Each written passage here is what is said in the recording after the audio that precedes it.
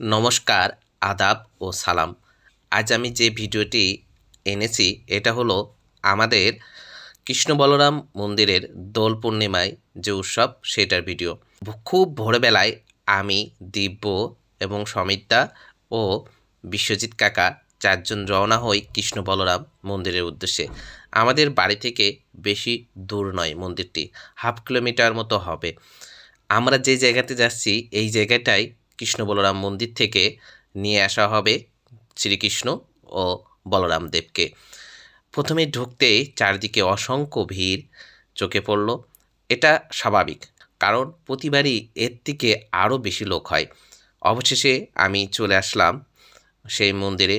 এখানে এসে আমি সমস্ত পাশটা আপনাদের দেখানোর চেষ্টা করছি যে কতটা ভিড়। সারা রাত এবং ভোর কীর্তন হয়েছিল। অনেক ভক্তবৃন্দ সারা রাত ধরে এখানে কীর্তন পরিবেশন, অর্থাৎ ভগবানের যে গুণগান, যে প্রার্থনা সেটা শোনেন, শ্রবণ করেন এবং অনেকে পরিবেশন করেন। অবশেষে চলে আসলো সেই মধুক্ষণ। প্রথমেই আমরা দেখতে পেলাম বলরাম দেবকে, এরপরে শ্রীকৃষ্ণকে নিয়ে আসা হবে। এখান থেকে খুব সুন্দর করে নৃত্য করতে করতে এনাদের নিয়ে যাওয়া হবে আমি যেই জায়গাটা দেখিয়েছিলাম মেলা, ঠিক ওই জায়গাটা। প্রথমে এখানে নিয়ে আসার পর এনাদেরকে একটু রাখা হলো এবং এখানে কিছু কীর্তন পরিবেশন হচ্ছে, যেটা আমি সাউন্ডটা অফ করে রাখছি। কিছুক্ষণ পর দেব, আপনারা শুনতে পারবেন। চারিদিকে কিন্তু রঙের মেলা বসছে এবং বাতাসে রঙের দেখতে পাচ্ছেন কি বাহার। আসলে এটা দোল পূর্ণিমা, যেহেতু রঙের খেলা, সেহেতু চারিপাশে আবির আর আবির।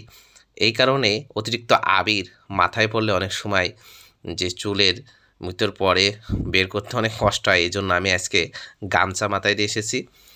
এর ফাঁকে নিজেকে একটু দেখেও নিলাম এবং চারিপাশটা। অবশেষে কীর্তন শুরু হয়ে গেছেন এবং ইনারা নৃত্য পরিবেশন করছেন। নৃত্য করতে করতে আমরা ওই মেলার দিকে রওনা হব।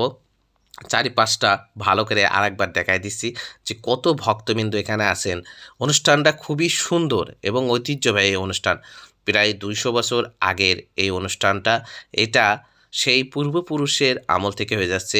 ইনাদেরকে পাওয়া গেছিল বেগবতী নদীতে। এই মন্দিরের পাশে নদী আছে। আর এই যে আমার পাশে যে ছোট ভাইটিকে দেখতে পাচ্ছেন, এর নাম সীমান্ত, আমার কাকাতো ভাই হয়। অবশেষে চলে আসলাম আমরা মহাদেবের মন্দিরের কাছে। এখানে কিছুক্ষণ দাঁড়িয়ে নৃত্য করা হয় এবং এখানে যে করতাল বাজাচ্ছেন উনি আমার কাকু। যেহেতু আমার নিজের গ্রাম, সেহেতু এখানকার বেশিরভাগ লোকই আমার পরিচিত এবং সবাই প্রায় আমাকে চেনে। আর হাত করতালি দিচ্ছেন এই যে সমিতদা, আমার পাশে ঠাকুরমশাই আছেন। এখানে যে নৃত্যটা পরিবেশন হয় এটা এখানকার যে সেবায়িত পুরোহিত বা ঠাকুরমশাই আছেন, ইনারাই ঠাকুরদের নিয়ে পরিবেশন করেন, যেটা অপূর্ব সুন্দর এবং দেখলে মন জুড়িয়ে যাবে। দেখতে পাচ্ছেন আমি খুব কাছেই দাঁড়িয়ে আছি। প্রতিবারই এমন ভগবানের কাছে থাকার চেষ্টা করি এবং ভগবানের নাম সংকীর্তন করতে করতে আমিও যাই। এবার ভাবলাম একটু ভিডিও করে সবাইকে দেখানোর চেষ্টা করব, তাই এই ভিডিওটি। এই হোলি খেলা করো, কেউ উচ্ছৃঙ্খল হবে না কিন্তু। আর কেউ জামা কাপড় কেউ সরবে না কিন্তু, কোনো জামা কাপড় এটা হবে না। এবার কমিটির সিদ্ধান্ত। নিজেকে দেখাতে দেখাতে চলে আসলাম আমি সেই জায়গা, যেই জায়গাটায় শ্রীকৃষ্ণ ও বলরাম দেবকে সারাদিন রাখা হবে। এই জায়গাটা, এই যে মন্দিরটা দেখা যাচ্ছে, আপনারা দেখতে পারবেন ভিডিওতে।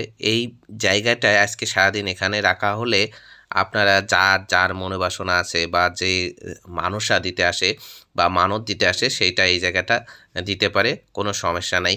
সারাদিন এখানে থাকবেন, তারপরে সন্ধ্যার সময় ঠিক যেভাবে আসছেন ওনারা ঠিক সেইভাবে আবার সন্ধ্যার সময় নিয়ে যাওয়া হবে ওনাদেরকে।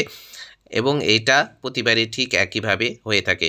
তবে যাতে বিশৃঙ্খলা না হয়, দেখতে পাচ্ছেন একটি মানবসৃষ্ট ব্যারিকেড দেওয়া হয়েছে এবং এই ব্যারিকেডটা শুধুমাত্র এই এলাকার যারা আছে তারাই বেশিরভাগ দিয়ে থাকে, যাতে কোনো বিশৃঙ্খলা বা কোনো অনাকাঙ্ক্ষিত ঘটনা না ঘটে। ভক্তবিন্দু ভগবানের নাম কীর্তনে এতই মহিমান্বিত হয়ে গেছেন যে তারা যে অপূর্ব সুন্দর নৃত্য করছে, এটা দেখতেও সুন্দর লাগছে এবং যারা করছে তারাও আনন্দ উপভোগ করছে। তাদের আনন্দের সাথে সাথে আমরাও আনন্দ পাচ্ছি। আমিও করছিলাম, এই জন্য মাঝে মাঝে ভিডিওটা শর্ট হয়ে গেছে।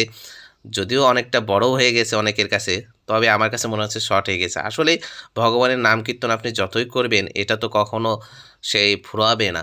চারিদিকে আবির আর আবির, রঙের বাহার চারিদিকে। এখানে একটি কদম গাছ আছে, যে কদম গাছে কদম ফুল ফুটবে। সেই কদম ফুল দুটো এখানে কৃষ্ণ বলরামকে দেওয়া হবে এবং ইনাদের গায়ে আবির লাগছিল, তাই ওই যে নিম পাতা দিয়ে সেই আবিরগুলো সুন্দর করে মুছে দেওয়া হচ্ছে। এরপরে দেখতে পাচ্ছেন এখানে কিন্তু এখনও নাম সংকীর্তন চলছে। সেই নাম সংকীর্তনের সাথে সাথে যে সকল ভক্তবৃন্দ আছেন তারা আনন্দ উল্লাস করছেন, যেটা খুবই সুন্দর লাগছে সবাইকে।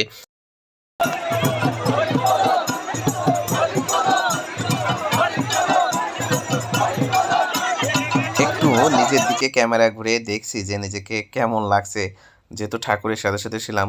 যারা ঠাকুরের উদ্দেশ্যে আবির দিয়েছিল, সেই আবিরগুলো ঠাকুরের গায়ের সাথে সাথে আমাদের গায়েও লাগছিল।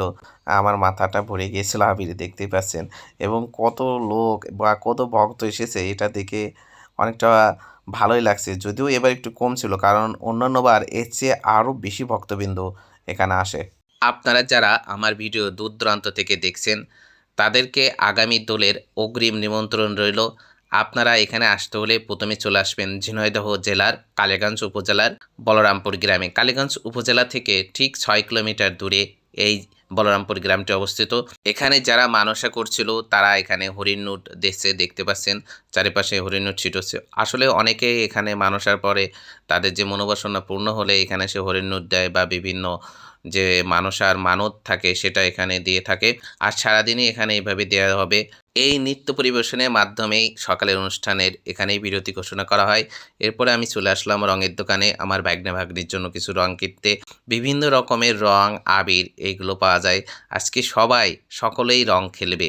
এখন খুব সুন্দর করে আরতি পরিবেশন করা হচ্ছে, সবাই দেখতে পাচ্ছেন। এই দোল উৎসবে সবাইকে অনেক অনেক শুভকামনা রইল।